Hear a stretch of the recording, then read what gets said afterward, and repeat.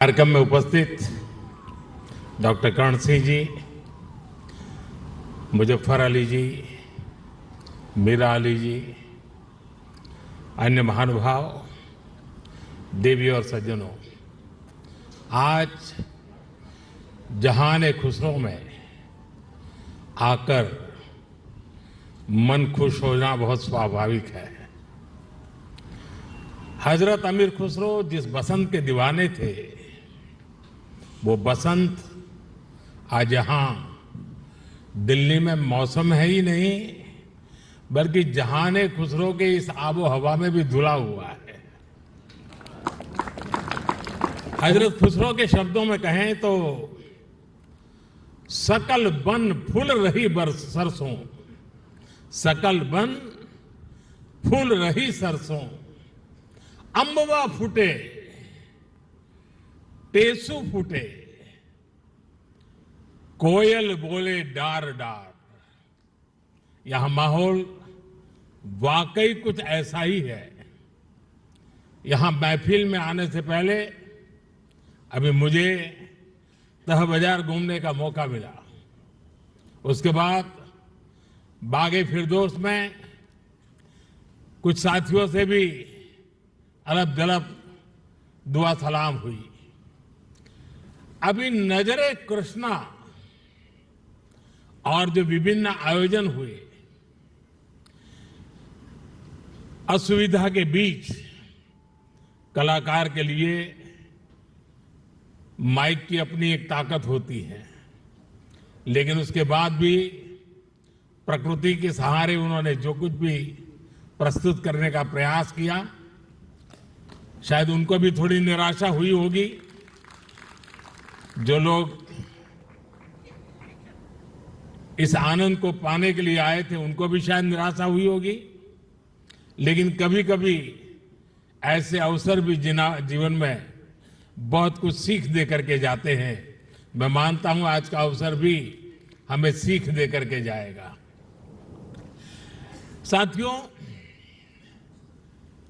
ऐसे मौके देश की कला संस्कृति के लिए तो जरूरी होते ही हैं, इनमें एक सुकून भी मिलता है। जहान खुसरो का यह सिलसिला अपने 25 साल भी पूरे कर रहा है। इन 25 वर्षों में इस आयोजन का लोगों के जहन में जगह बना लेना, ये अपने आप में इसकी सबसे बड़ी कामयाबी है। मैं डॉक्टर कर्ण सिंह जी, मित्र मुजफ्फर अली जी, बहन मीरा अली जी और अन्य सहयोगियों को इसके लिए बहुत बहुत बधाई देता हूं। जहान खुसरो का ये गुलदस्ता इसी तरह खिलता रहे, मैं इसके लिए रूमी फाउंडेशन को और आप सभी को बहुत बहुत शुभकामनाएं देता हूं। रमजान का मुबारक महीना भी शुरू होने वाला है। मैं आप सभी को और सभी देशवासियों को रमजान की भी मुबारकबाद देता हूं। आज मैं सुंदर नर्सरी आया हूं तो हिज हाइनेस प्रिंस करीम आगा खान को भी याद आना मुझे बहुत स्वाभाविक है। सुंदर नर्सरी को सजाने संवारने में उनका जो योगदान है, वो लाखों कला प्रेमियों के लिए वरदान बन गया है। साथियों, गुजरात में सूफी परंपरा का बड़ा सेंटर सरखेज रोजा रहा है। वक्त के थपेड़ों में एक समय उसकी हालत काफी खराब हो गई थी। जब मैं मुख्यमंत्री था तब उसके रिस्टोरेशन पर काफी काम करवाया गया था।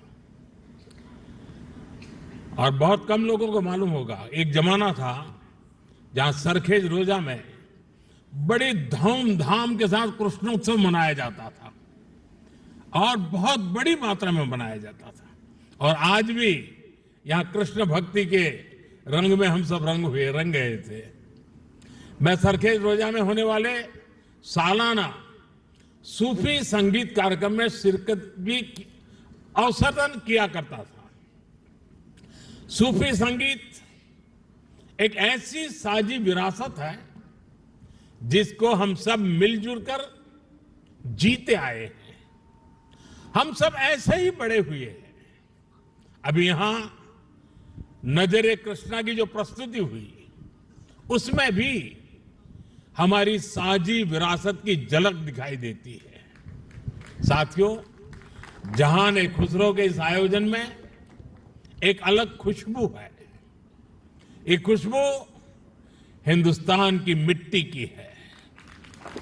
वो हिंदुस्तान जिसकी तुलना हजरत अमीर खुसरो ने जन्नत से की थी। हमारा हिंदुस्तान जन्नत का वो बगीचा है जहां तहजीब का हर रंग फला फूला है। यहां की मिट्टी के मिजाज में ही कुछ खास है। शायद इसलिए जब सूफी परंपरा हिंदुस्तान आई तो उसे भी लगा जैसे वो अपनी ही जमी से जुड़ गई हो। यहां बाबा फरीद की रूहानी बातों ने दिलों को सुकून दिया।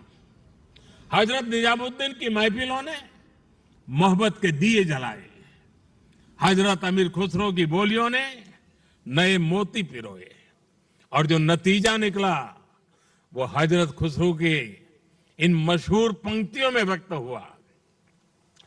बन के पंछी भय बावरे, बन के पंछी भय बावरे, ऐसी बिन बजाई सांवरे, तार तार की तान निराली, जुम रही सब बन की डारी। भारत में सूफी परंपरा ने अपनी एक अलग पहचान बनाई। सूफी संतों ने खुद को महज मस्जिदों या खानकाहों तक सीमित नहीं रखा। उन्होंने पवित्र कुरान के हर्फ पढ़े तो वेदों के स्वर भी सुने। उन्होंने अजान की सदा में भक्ति के गीतों की मिठास को जोड़ी और इसलिए उपनिषद, जिसे संस्कृत में एकम सत विप्राहा बहुधा वदंती कहते थे, हजरत निजामुद्दीन औलिया ने वही बात हर कौम रास्त राहे दिने व किबला गाहे जैसे सूफी गीत गाकर कही। अलग अलग भाषा, शैली और शब्द, लेकिन संदेश वही। मुझे खुशी है कि आज जहान खुसरो उसी परंपरा की एक आधुनिक पहचान बन गया है। साथियों, किसी भी देश की सभ्यता उसकी तहजीब को स्वर उसके गीत संगीत से मिलती है। उसकी अभिव्यक्ति कला से होती है।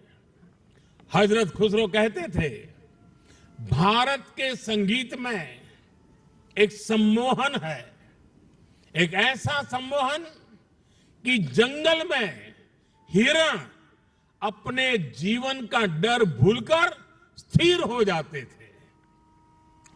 भारतीय संगीत के इस समंदर में सूफी संगीत एक अलग रौ के तौर पर आकर मिला था और इस समंदर की खूबसूरत लहर बन गया।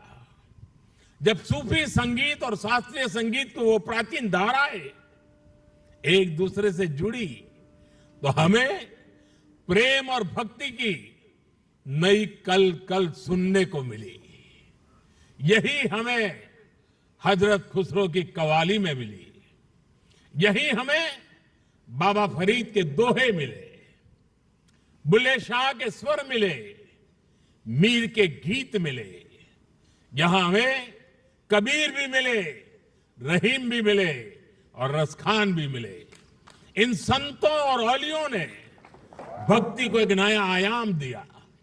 आप चाहे सूरदास को पढ़ें या रहीम और रसखान को, या फिर आप आंख बंद करके हजरत खुसरो को सुने। जब आप गहराई में उतरते हैं तो उसी एक जगह पहुंचते हैं। ये जगह है आध्यात्मिक प्रेम की वो ऊंचाई जहां इंसानी बंदी से टूट जाती है और इंसान और ईश्वर का मिलन महसूस होता है।